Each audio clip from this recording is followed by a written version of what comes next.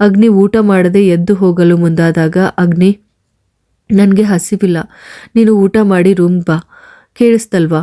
ಅಗ್ನಿ ಅವಳಿಗೆ ಆದೇಶಿಸಿ ಕೈ ತೊಳೆದುಕೊಂಡು ಮನೆಯ ಅಂಗಳದತ್ತ ನಡೆದ. ಅದು ಅವನ ಅಚ್ಚುಮೆಚ್ಚಿನ ಜಾಗ. ಅಲ್ಲಿರುವ ಕಣಗಲೆ ಮರದ ಕೆಳಗಿದ್ದ ಕುರ್ಚಿಯ ಮೇಲೆ ಉದ್ದವಾಗಿ ಮಲಗಿ ಮೊಬೈಲ್ ತೆಗೆದು ಅದರಲ್ಲಿ ಮುಖ ಹುದುಗಿಸಿದ. ಅಗ್ನಿ ಹೋದುದನ್ನು ಕಂಡು ಅವಳು ಮನಸ್ಸು ವಿಲವಿಲನೆ ಒದ್ದಾಡಿತು. ಮಗಳೇ, ಊಟ ಮಾಡು, ಅವನಿನ್ನು ಬರಲ್ಲ. ಸುಮಿತ್ರಾ ಅವಳನ್ನು ಸಮಾಧಾನಪಡಿಸುತ್ತಾ ಹೇಳಿದಾಗ ಅವಳು ಹೇಗೋ ಕಷ್ಟಪಟ್ಟು ನಕ್ಕಂತೆ ಮಾಡಿ ಒಂದು ಪ್ಲೇಟ್ನಲ್ಲಿ 3 ಚಪಾತಿ ಮತ್ತು ಸ್ವಲ್ಪ ಚಿಕನ್ ಕರಿಯನ್ನು ಹಾಕಿಕೊಂಡ್ಳು. ಜೊತೆಗೆ 1 ಗ್ಲಾಸ್ ನೀರು ತೆಗೆದುಕೊಂಡು ಎದ್ದಿದ್ದನ್ನು ಕಂಡು ಎಲ್ಲರೂ ಅವಳನ್ನು ಆಶ್ಚರ್ಯದಿಂದ ನೋಡಿದ್ರು. ಅತ್ತಿಗೆ, ಬೇಡ, ಅಣ್ಣನ ಸ್ವಭಾವ ಗೊತ್ತಿಲ್ಲ ಅಂತ ಮಾಡ್ತಿದೀಯಾ? ಬೇಡ ಅಂದರೆ ಆಮೇಲೆ ಊಟ ಮಾಡಲ್ಲ. ಒತ್ತಾಯ ಮಾಡಲು ಹೋದರೆ ತಾಯಿ ಅಂತಲೂ ನೋಡದೆ ರೇಗಾಡ್ತಾನೆ. ನಿನ್ನ ಪ್ರಾಣ ಉಳಿಯಬೇಕೆಂದ್ರೆ ಇಲ್ಲೇ ಕುಳಿತು ಊಟ ಮಾಡು. ಅರು ಅವಳತ್ತ ತಡೆಯುತ್ತಾ ಹೇಳಿದಾಗ ಭೂಮಿ ಮುಗುಳ್ನಕ್ಕಳು. ಏನೇ ಹೇಳಿದ್ರು ನನಗೆ ತಾಳಿ ಕಟ್ಟಿದ ಗಂಡ ಅಲ್ವಾ? ಅವರು ಅಲ್ಲಿ ಉಪವಾಸ ಇರುವಾಗ ನಾನಿಲ್ಲಿ ಹೊಟ್ಟೆ ತುಂಬಿಸ್ಕೊಳ್ಳೋದು ಹೇಗೆ? ಹಾಗೆ ಹೇಳುವಾಗ ಅವಳ ಕಣ್ಣುಗಳು ತೇವಗೊಂಡಿದ್ದವು. ಆ ಕ್ಷಣ ಅವಳು ಅಗ್ನಿಯ ಮೇಲಿದ್ದ ಕೋಪವನ್ನು ಮರೆತಿದ್ದಳು. ಓ, ಮಹಾಸತಿ ಬಂದಿದ್ದಾಳಲ್ಲ. ಮನೆಗೆ ಬಂದ ತಕ್ಷಣ ನಮ್ಮ ಕುಟುಂಬದಲ್ಲಿ ಬಿರುಕು ಶುರುವಾಯಿತು. ದರಿದ್ರ. ಮಾಧವಿ ಅವಳನ್ನು ನೋಡಿ ಹೇಳಿದಾಗ ಭೂಮಿಯ ಮುಖ ಕೋಪದಿಂದ ಕೆಂಪಾಯಿತು. ಆದರೆ ಮಾಧವಿಗೆ ತಿಳಿದಿರಲಿಲ್ಲ ಭೂಮಿ ಆ ಕ್ಷಣ ಭದ್ರಕಾಳಿಯಾಗಿ ಬದಲಾಗಲು ಹೆಚ್ಚು ಸಮಯ ಬೇಕಿರಲಿಲ್ಲ ಎಂದು. ಭೂಮಿ ಕೆಂಡದಂಥ ಕಣ್ಣುಗಳಿಂದ ನೋಡಿದ ತಕ್ಷಣ ಮಾಧವಿ ವೇಗವಾಗಿ ಊಟ ಮಾಡಲಾರಂಭಿಸಿದರು.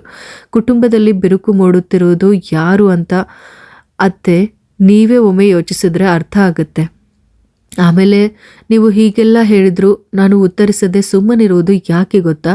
ನಾನು ಬಡತನದ ಬೇಗೆಯಲ್ಲಿ ಬೆಳೆದ್ರು ನನ್ನನ್ನು ಬೆಳೆಸಿ ಈ ಮಟ್ಟಕ್ಕೆ ತಂದ ನನ್ನ ಅಜ್ಜ ಅಜ್ಜಿ ನನಗೊಂದು ವಿಚಾರವನ್ನು ಹೇಳ್ಕೊಟ್ಟಿದ್ದಾರೆ. ಅದು ಏನು ಅಂತ ನಿಮಗೆ ಗೊತ್ತಿರೋದಕ್ಕೆ ಸಾಧ್ಯ ಇಲ್ಲ. ಸಂಸ್ಕಾರ ಅಂತ. ಅದು ಇಲ್ಲದ ನಿಮ್ಮಿಂದ ನಾನು ಇಷ್ಟನ್ನೇ ನಿರೀಕ್ಷಿಸ್ತೀನಿ. ಅದಕ್ಕೇನೆ ನನಗೆ ನಿಮ್ಮ ಹಾಗೆ ಕೆಳಮಟ್ಟಕ್ಕೆ ಇಳಿದು ಮಾತನಾಡೋದಕ್ಕೆ ಸಾಧ್ಯವಾಗ್ತಿಲ್ಲ. ಶಾಂತವಾಗಿ ಆದರೆ ತೀಕ್ಷ್ಣವಾಗಿ ಅವರ ಮುಖಕ್ಕೆ ಹೊಡೆದಂತೆ ಹೇಳುವ ಭೂಮಿಯನ್ನು ಎಲ್ಲರೂ ಆಶ್ಚರ್ಯದಿಂದ ನೋಡ್ತಾ ಇದ್ರು.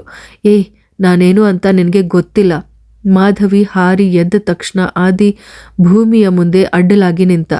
ತಂಗಿ ಎನ್ನುವ ಕಾರಣಕ್ಕೆ ಅಪ್ಪ ಭೂಮಿಯ ಮೇಲಿನ ಸಿಟ್ಟಿಗೆಲ್ಲ ಕ್ಷಮಿಸಿ ಸುಮ್ಮನಿರ್ಬೋದು. ಆದರೆ ಆ ಕ್ಷಮೆ ನಮ್ಮಲ್ಲಿ ಇರಬೇಕು ಅಂತೇನಿಲ್ಲ. ಇನ್ನು ಮುಂದೇನು ಇಲ್ಲಿ ಬೊಗಳಿಕೊಂಡು ಇವಳ ಮೇಲೆ ರೇಗಾಡಲು ಬರೋದಾದರೆ ಈಗಲೇ ಈ ಕ್ಷಣವೇ ಇಲ್ಲಿಂದ ಹೊರಡಬಹುದು. ಆದಿ ಬಿಗಿಯಾಗಿ ಮುಖಭಾವದಿಂದ ಅವರ ಮುಖ ನೋಡಿ ಹೇಳಿದಾಗ ಮಾಧವಿ ಭೂಮಿಯನ್ನು ದ್ವೇಷದಿಂದ ದಿಟ್ಟಿಸಿ ಒಳಗೆ ಹೊರಟರು. ಅಪ್ಪನೇ ಇವರನ್ನ ಹೀಗೆ ಮುದ್ದಿಸಿ ಹಾಳು ಮಾಡಿರೋದು. ಇವಳ ಸ್ವಭಾವ ತಿಳಿದೆ ಮಾವ ದೂರ ಮಾಡಿರಬೇಕು. ಹೀಗೂ ಇರ್ತಾರ ಹೆಂಗಸರು, ಛೆ. ಆದಿ ಹಾಗೆ ಹೇಳಿ ಕೈ ತೊಳೆದುಕೊಳ್ಳಲು ಹೋದ. ಮಗಳೇ, ಕ್ಷಮಿಸು. ಅವಳು ಹೇಳಿದ್ದಕ್ಕೆ ಅಪ್ಪ ನಿನ್ನಲ್ಲಿ ಕ್ಷಮೆ ಕೇಳ್ತಾ ಇದ್ದಾರೆ. ತಂಗಿ ಎನ್ನುವ ಕಾರಣಕ್ಕೆ ದೂರ ಮಾಡದೆ ಸುಮ್ಮನೆ ಇದ್ದಿದ್ದೀನಿ. ಅದಕ್ಕೆ ನನ್ನ ಮಕ್ಕಳಿಗೆ ನನ್ನ ಮೇಲಿರುವ ಕೋಪ ನನಗೆ ಅರ್ಥ ಆಗತ್ತೆ. ಆದರೆ ಒಂದೇ ಹೊಟ್ಟೆಯಲ್ಲಿ ಹುಟ್ಟಿದವರಲ್ವಾ, ಸಹಿಸಿಕೊಳ್ಳಬೇಕು ತಾನೆ. ಮಹಾದೇವ್ ಬೇಸರದಿಂದ ಅವಳನ್ನು ನೋಡಿ ಹೇಳುವಾಗ ಭೂಮಿ ಮುಗುಳ್ನಕ್ಕಳು. ಅಪ್ಪ, ಬೇಸರ ಮಾಡ್ಕೊಳ್ಬೇಡಿ. ನಿಮ್ಮ ಪರಿಸ್ಥಿತಿ ನನಗೆ ಅರ್ಥ ಆಗತ್ತೆ. ಒಮ್ಮೆಲೆ ಸಂಕಟವಾದಾಗ ನಾನು ಹಾಗೆಲ್ಲ ಹೇಳಿಬಿಟ್ಟೆ. ಉಳಿದಂತೆ ಯಾರೊಂದಿಗೂ ನಾನು ಹಾಗೆಲ್ಲ ಮಾತನಾಡೋದಕ್ಕೆ ಹೋಗಲ್ಲ. ಪರವಾಗಿಲ್ಲ ಮಗಳೇ, ಹೋಗಿ ಅವನಿಗೆ ಊಟ ಕೊಟ್ಬಾ. ಆದರೆ ಅವನ ಬಳಿ ಹೋಗುವಾಗ ಸ್ವಲ್ಪ ಎಚ್ಚರವಿರಲಿ. ಬೇಡ ಅಂತ ಎದ್ದು ಹೋದವನಿಗೆ ಈಗ ಮತ್ತೆ ಏನಾದರೂ ಹೇಳಿದರೆ ಅವನ ಬಾಯಿಂದ ಏನಾದರೂ ಕೇಳಿಸ್ಕೊಳ್ಬೇಕಾಗಬಹುದು. ಮಹಾದೇವ್ ಅವಳನ್ನು ಸಮಾಧಾನಪಡಿಸುತ್ತಾ ಅಗ್ನಿಯ ಬಳಿ ಕಳುಹಿಸಿದರು. ಅಂಗಳದಲ್ಲಿ ಆರಾಮ್ ಕುರ್ಚಿಯ ಮೇಲೆ ಕಣ್ಣು ಮುಚ್ಚಿ ಮಲಗಿದ್ದ ಅಗ್ನಿ ಭೂಮಿ ಅವನ ಬಳಿ ಹೋಗಿ ಅವನ ಕೆನ್ನೆಯನ್ನು ಮೆಲ್ಲನೆ ಸವರಿದಳು. ಅಗ್ನಿ ದಿಢೀರನೆ ಕಣ್ಣು ಬಿಟ್ಟ. ನಗುತ್ತಾ ನಿಂತಿರುವ ಭೂಮಿಯನ್ನು ಕಂಡು ಸಂಶಯದಿಂದ ನೋಡಿದಾಗ ರಾತ್ರಿ ಉಪವಾಸ ಮಲಗಬಾರದು ಅಂತ ಅಜ್ಜ ಹೇಳ್ತಾ ಇದ್ರು. ಅರ್ಧ ಪಾರಿವಾಳದಷ್ಟು ತೂಕ ಕಡಿಮೆ ಆಗುತ್ತಂತೆ. ಅದಕ್ಕೇನು? ಸ್ವಲ್ಪನೂ ಮುಖ ಅರಳಿಸದೆ ಅಗ್ನಿ ಕೇಳಿದಾಗ ಭೂಮಿಯ ಮುಖ ಬಾಡಿತು. ಅದಕ್ಕೇನೂ ಇಲ್ಲ, ನನ್ನ ಅಗ್ನಿಯ ತೂಕ ಹಾಗೆ ಕಡಿಮೆ ಆಗಬಾರ್ದು. ಊಟ ಮಾಡಿ ಪ್ಲೀಸ್. ಅವನ ಬಳಿ ಅಂಗಲಾಚುವಂತೆ ಕೇಳಿದಾಗ ಅಗ್ನಿ ಏನೂ ಮಾತನಾಡದೆ ಆರಾಮ ಕುರ್ಚಿಯಲ್ಲಿ ಮಲಗಿಕೊಂಡೆ ಅವಳನ್ನು ನೋಡ್ದ. ನನ್ನನ್ನೇ ನೋಡಿಕೊಂಡು ಮಲಗದೆ ಊಟ ಮಾಡಿ ಅಗ್ನಿ, ಆಮೇಲೆ ನಾನು ಊಟ ಮಾಡಬೇಕು. ನಾನು ನಿನಗೆ ಊಟ ಮಾಡಲು ಹೇಳಿದ್ದೆ ತಾನೆ? ಇಲ್ಲಿಗೆ ಬರಲು ಹೇಳಿದ್ನಾ? ನನಗೆ ಹೇಳಿದ್ರಿ. ಆದರೆ ನೀವು ಊಟ ಮಾಡದೆ ನಾನೇನು ಊಟ ಮಾಡಲಿ? ಅವಳು ತುಟಿ ಊದಿಸ್ಕೊಂಡು ಹೇಳಿದಳು, ಬಾಯಿಂದ ಊಟ ಮಾಡಬೇಕು, ಮೊದಲು ಹೇಳಿದ್ದನ್ನು ಕೇಳಬೇಕು, ಆಮೇಲೆ ಬೇರೆಯವರಿಗೆ ಉಪದೇಶ ಮಾಡೋದಕ್ಕೆ ಬರಬೇಕು. ಅಗ್ನಿ ಮಾಧವಿಯ ಮೇಲಿದ್ದ ಸಿಟ್ಟನ್ನು ಅವಳ ಮೇಲೆ ತೀರಿಸಿಕೊಳ್ಳಲು ಅವಳ ಕಣ್ಣುಗಳು ತುಂಬಿ ಬಂದವು. ಮಗಳೇ, ಅಗ್ನಿ ಅಲ್ವಾ, ಬಿಸಿ ಇರುತ್ತೆ, ಸ್ವಲ್ಪ ದೂರ ನಿಲ್ಲು, ಇಲ್ಲದಿದ್ದರೆ ಕೈ ಸುಟ್ಬಿಡತ್ತೆ. ಅಲ್ಲ, ಸುಡ್ತಾ? ಕಣ್ಣು ತುಂಬಿಕೊಂಡಿದೆಯಲ್ಲ. ಆದಿ ಅಂಗಳಕ್ಕೆ ಬರುತ್ತಾ ಹೇಳಿದಾಗ ಅಗ್ನಿ ಅವಳ ಮುಖವನ್ನು ನೋಡಿದ್ದು. ತುಂಬಿದ ಕಣ್ಣುಗಳನ್ನು ಯಾರಿಗೂ ತೋರಿಸಬಾರದೆಂದು ಅವಳು ಕಷ್ಟಪಡುತ್ತಿದ್ದಳು. ಇಲ್ಲಿ ಕೊಡು, ನಾನು ಊಟ ಮಾಡ್ತೀನಿ.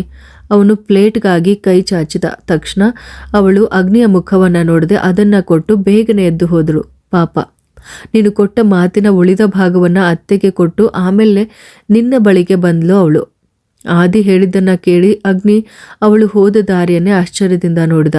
ಅವಳೇನು ಅಷ್ಟು ಪಾಪದ ಬೆಕ್ಕಿನ ಮರಿಯೇನಲ್ಲ, ಅಸಲಿ ಹೆಣ್ಣು ಹುಲಿ ಅವಳು. ಸ್ವಲ್ಪ ದಿನ ಕಳೆದ ಮೇಲೆ ನಿನಗೆ ಅರ್ಥ ಆಗತ್ತೆ ಅಂತ ನನ್ನ ಮನಸ್ಸು ಹೇಳ್ತಾ ಇದೆ. ಅವನು ಹೇಳಿದ್ದನ್ನು ಕೇಳಿ ಅಗ್ನಿ ನಗುತ್ತಲೇ ಅವಳು ತಂದಿದ್ದ ಊಟವನ್ನು ಮಾಡಲಾರಂಭಿಸಿದ. ಸ್ವಲ್ಪ ಹೊತ್ತಿನ ನಂತರ ಎಲ್ಲರೂ ಅಂಗಳದಲ್ಲಿ ಸೇರಿದರು. ಭೂಮಿ ಕೋಣೆಗೆ ಹೋಗಲು ಮುಂದಾದರೂ ಗೌರಿ ಅವಳನ್ನೂ ಅಲ್ಲಿಗೆ ಕರೆದುಕೊಂಡು ಬಂದಳು. ತಾಯಿಯ ಪಕ್ಕದಲ್ಲಿ ಕುಳಿತಿದ್ದವಳನ್ನು ಅಗ್ನಿ ಕಡೆಗಣ್ಣಿನಿಂದ ನೋಡಿದ. ಅಣ್ಣ, ಒಂದು ಹಾಡು ಹೇಳು, ಎಷ್ಟು ದಿನಗಳಾಯಿತು ಹೀಗೆ ಎಲ್ಲರೂ ಸೇರಿ ಒಟ್ಟಿಗೆ ಸೇರಿ, ಪ್ಲೀಸ್ ಇವತ್ತಿಗೆ ಹಾಡು, ನಮ್ಮ ಅತ್ತಿಗೆಗೆ ಡೆಡಿಕೇಟ್ ಮಾಡೋಣ ಅಲ್ವಾ ದೊಡ್ಡಣ್ಣ? ಅರು ಅಗ್ನಿಗೆ ಹಾಡಲು ಹೇಳುವಾಗ ಭೂಮಿ ಅವನು ರೇಗಾಡಿದ ಬೇಸರದಲ್ಲಿ ಅವನತ್ತ ನೋಡದೆಯೇ ಕುಳಿತಿದ್ದಳು.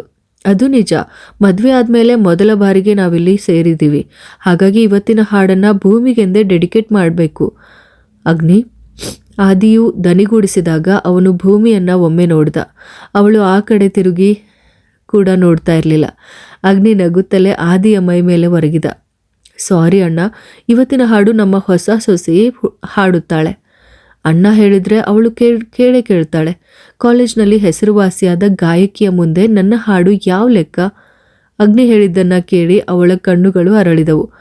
ತಾವು ಹಾಡುವ ವಿಚಾರ ಅಗ್ನಿಗೆ ಹೇಗೆ ತಿಳಿಯಿತು ಎಂದು ಅವಳು ಯೋಚಿಸಲಾರಂಭಿಸಿದ್ಲು. ಆಹಾ, ಹಾಗಾದರೆ ಅಷ್ಟು ದೊಡ್ಡ ಗಾಯಕಿ ಇದ್ದು ಈ ದೊಡ್ಡನನ್ನು ನಂಬಿದ್ದ? ಅದೇ ತಾನೇ ಈ ಚಿಕ್ಕಣ್ಣನಿಗೆ ಜಾಡ ಜಾಸ್ತಿ. ಅತ್ತಿಗೆ ಹಾಡಿದ್ರೆ ಸಾಕು ಪ್ಲೀಸ್. ಅರು ಕೂಡ ರೇಗಿಸೋದಿಕ್ಕೆ ಶುರು ಮಾಡಿದಾಗ ಅವಳಿಗೆ ಬೇರೆ ದಾರಿ ಇಲ್ಲದಂತಾಯಿತು. ಏನು ಮಾಡಬೇಕೆಂದು ತಿಳಿಯದೆ ಅವಳು ಅಪ್ಪ ಅಮ್ಮನನ್ನು ನೋಡಿದಾಗ ಅವರಿಬ್ಬರು ನಗುತ್ತಲೇ ಹಾಡುವಂತೆ ತಲೆಯಾಡಿಸಿದ್ರು. ಭೂಮಿ ಕಡೆಗಣ್ಣಿನಿಂದ ಅಗ್ನಿಯನ್ನು ನೋಡಿದಷ್ಟೆ ಅವನು ತುಟಿ ಚೂಪು ಮಾಡಿ ಗಾಳಿಯಲ್ಲೇ ಮತ್ತೊಂದಷ್ಟು ಹಾರಿಸಿದ. ಆ ಕ್ಷಣ ಅವಳ ಮುಖ ಕೆಂಪಾಯಿತು. ಅವಳೊಮ್ಮೆ ಕಣ್ಣು ಮುಚ್ಚಿದಳು. ಆಮೇಲೆ ಎಲ್ಲರನ್ನು ನೋಡಿ ಮುಗುಳ್ನಕ್ಕಳು. ನೀನೆಲ್ಲೋ ನಾನಲ್ಲೇ, ಈ ಜೀವ ನಿನ್ನಲ್ಲೇ, ನಾನಿನ್ನ ಕಣ್ಣಾಗಿ, ನೀನಾಡೋ ನುಡಿಯಾಗಿ, ಗಿಡವಾಗಿ ಮರವಾಗಿ ನೆರಳಾಗಿ ಜೊತೆಯಾಗಿ ನಾನಿರುವೆ. ಅಗ್ನಿ ಜೋರಾಗಿ ಕೂಗುತ್ತಾ ಚಪ್ಪಾಳೆ ತಟ್ಟಿದಾಗ ಎಲ್ಲರೂ ಅವನ ಜೊತೆ ಸೇರಿದರು. ಅಬ್ಬಾ, ಎಂಥ ಫೀಲ್ ಇತ್ತು ಅತ್ತಿಗೆ. ನಿಜಕ್ಕೂ ಅತ್ತಿಗೆಯೊಳಗೆ ಒಬ್ಬ ಪ್ರೇಮಿ ಇದ್ದಾಳೆ ಅಲ್ವಾ? ಸೂಪರ್. ಅರು ಅವಳನ್ನು ಅಪ್ಪಿಕೊಂಡು ಕೆನ್ನೆಗೆ ಬಲವಾಗಿ ಮುತ್ತಿಟ್ಟಳು. ಚೆನ್ನಾಗಿದೆ ಭೂಮಿ, ಆದರೂ ಅಗ್ನಿಯನ್ನು ನೀನು ಮೀರಿಸ್ಬಿಟ್ಟೆ ಅಲ್ಲ. ಗೌರಿ ಅಗ್ನಿಯನ್ನು ನೋಡಿ ತಮಾಷೆ ಮಾಡುತ್ತಾ ಹೇಳುವಾಗ ಅಗ್ನಿ ಅವಳಿಗೆ ಕಣ್ಣು ಮಿಟುಕಿಸಿದ. ತುಂಬ ಚೆನ್ನಾಗಿದೆ ಮಗಳೇ, ಆದರೂ ಹೀಗೆ ಸುಮ್ಮನಿರುವವಳಿಗೆ ಒಬ್ಬ ಅದ್ಭುತ ಕಲಾವಿದೆ ಇದ್ದಾಳಲ್ವಾ? ಸುಮಿತ್ರಾ ಹಾಗೆ ಹೇಳಿ ಕೈಯಲ್ಲಿದ್ದ ಒಂದು ಬಳೆಯನ್ನು ತೆಗೆದು ಅವಳ ಕೈಗೆ ಹಾಕಿದರು. ಇದೆಲ್ಲ ಬೇಡ ಅಮ್ಮ, ನನಗೆ ಗಾಜಿನ ಬಳೆನೇ ಇಷ್ಟ. ಅವಳು ನಿರಾಕರಿಸಲು ನೋಡಿದ್ರು. ಅಗ್ನಿ ಅವಳನ್ನು ನೋಡಿ ಕಣ್ಣು ಮಿಟುಕಿಸಿದ. ಅಲ್ಲ, ನಿನ್ನ ಗಂಡ ಏನು ಉಡುಗೊರೆ ಕೊಡ್ತಾನೆ? ಆದಿ ಅಗ್ನಿಯನ್ನು ನೋಡಿ ಕೇಳ್ದ. ಅವಳಿಗೆ ಉಡುಗೊರೆನೇ ನಾನು ಅಲ್ವಾ ಭೂಮಿ? ಅಗ್ನಿ ನಗುತ್ತಲೇ ಕೇಳಿದಾಗ ಅವಳು ಮುಖ ಒದಿಸ್ಕೊಂಡ್ಲು. ಸ್ವಲ್ಪ ಹೊತ್ತು ಎಲ್ಲರೂ ಮಾತನಾಡುತ್ತಾ ಕುಳಿತು ಆಮೇಲೆ ಒಬ್ಬೊಬ್ಬರಾಗಿ ಮಲಗೋದಿಕ್ಕೆ ಹೋದ್ರು. ಅಗ್ನಿ ಕೋಣೆಗೆ ಬಂದಾಗ ಭೂಮಿ ಮಲಗಿದ್ಲು. ಅವನು ಬಾಗಿಲು ಮುಚ್ಚಿ ಅವಳ ಬಳಿ ಮಲಗಿ ಅವಳನ್ನು ಬಿಗಿಯಾಗಿ ಅಪ್ಪಿಕೊಂಡ. ಮಲಗಿದ್ಯಾ ನನ್ನ ಭೂಮಿ? ಅವನ ಗಡ್ಡದಿಂದ ಅವಳ ಕುತ್ತಿಗೆಗೆ ಉಜ್ಜಿದಾಗ ಅವಳೊಮ್ಮೆ ಬೆಚ್ಚಿ ಬಿದ್ದಳು. ಬೇಡ, ನನಗೆ ನಿದ್ದೆ ಬರ್ತಾ ಇದೆ, ನಾನು ಮಲಗ್ತಾ ಇದ್ದೀನಿ. ಅಗ್ನಿ ತುಂಟತನದಿಂದ ಅವಳ ಸೊಂಟದ ಮೇಲೆ ಬೆರಳುಗಳಾಡಿಸುತ್ತಾ ಕೇಳುವಾಗ ಅವಳು ಅವನ ಗಡ್ಡವನ್ನು ಹಿಡಿದಳು. ಅವಳ ಕೈ ಬೆರಳುಗಳು ಅವಳ ಮೈ ಮೇಲೆ ಹರಿದಾಡುತ್ತಿದ್ದಂತೆ ಅವಳು ಬೇರೊಂದು ಲೋಕದಲ್ಲಿದ್ದವಳಂತೆ ಅವನತ್ತ ತಿರುಗಿ ಮಲಗಿದಳು. ನಾನು ಅಭಿಯ ಹೆಗಲ ಮೇಲೆ ಕೈ ಹಾಕಿದ್ದು ನನ್ನ ಭೂಮಿಗೆ ಇಷ್ಟ ಆಗಲಿಲ್ಲ ಅಲ್ವಾ?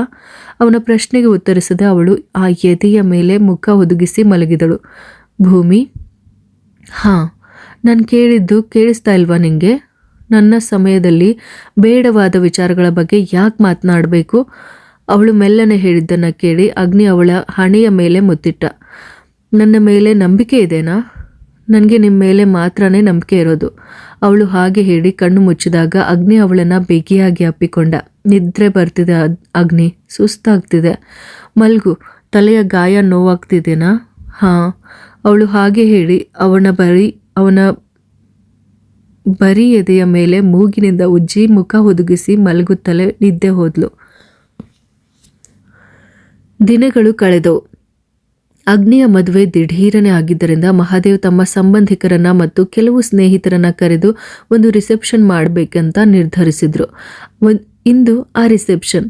ಭೂಮಿಗಾಗಿಯೇ ಲೆಹಂಗಾವನ್ನ ಆಯ್ಕೆ ಮಾಡಿದ್ದು ಅಗ್ನಿ. ಮರೂನ್ ಬಣ್ಣದ ಲೆಹಂಗಾದಲ್ಲಿ ಗೋಲ್ಡನ್ ಬೀಡ್ಸ್ ಇರುವ ಸಿಂಪಲ್ ಲೆಹಂಗಾ. ರಾಜ ಅಂದು ಕತ್ತರಿಸಿದ್ದ ಕೂದಲು ಅಷ್ಟರಲ್ಲಾಗಲೇ ಸೊಂಟದ ಕೆಳಗೆ ಬೆಳೆದಿತ್ತು. ಬ್ಯೂಟಿಷಿಯನ್ ಬಂದು ಅವಳನ್ನು ಸಿಂಗರಿಸಿ ಅಗ್ನಿಯ ಬಳಿ ನಿಲ್ಲಿಸಿದಾಗ ಅವನು ನಂಬಲಾಗದೆ ಅವಳನ್ನೊಮ್ಮೆ ನೋಡಿದ. ಕೂದಲನ್ನು ವಿಶೇಷ ಶೈಲಿಯಲ್ಲಿ ಹೆಣೆದು ಮುಂದಕ್ಕೆ ಹಾಕಲಾಗಿತ್ತು. ಕಣ್ಣುಗಳಿಗೆ ಕಡುಗಪ್ಪಾದ ಕಾಡಿಗೆ ಹಚ್ಚಲಾಗಿತ್ತು. ಕುತ್ತಿಗೆಯಲ್ಲಿ ಕೇವಲ ಮಾಂಗಲ್ಯ ಮಾತ್ರವಿತ್ತು. ಕೈಯಲ್ಲಿ ಫ್ಯಾನ್ಸಿ ಬಳೆಗಳು. ಬಂದವರೆಲ್ಲರೂ ಇವಳು ಸಾಮಾನ್ಯ ಮನೆಯ ಹುಡುಗಿನೇ ಎಂದು ಆಶ್ಚರ್ಯದಿಂದ ಮೂಗಿನ ಮೇಲೆ ಬೆರಳಿಡುವಂತಿದ್ದಳು. ನೀನು ಹೀಗೆ ನಿಂತರೆ ನನಗೆ ಬೇರೆ ಯಾರನ್ನು ನೋಡಲು ಸಾಧ್ಯವಾಗ್ತಾ ಇಲ್ಲ ಕಣೆ. ಅಗ್ನಿ ಅವಳ ಕಿವಿಯಲ್ಲಿ ಪಿಸುಗುಟ್ಟಿದ ತಕ್ಷಣ ಅವಳೊಮ್ಮೆ ಮುಗುಳ್ನಕ್ಕು ಅವನನ್ನು ನೋಡಿದಳು. ಆ ನಗುವಿನಲ್ಲೇ ಅವನು ಮೈ ಮರೆತ.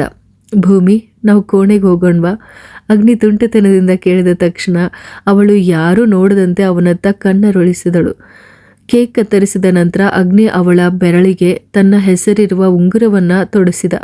ಪ್ರತಿಯಾಗಿ ಅವಳು ಅವನ ಬೆರಳಿಗೆ ಒಂದು ಉಂಗುರವನ್ನು ತೊಡಿಸಿದಳು.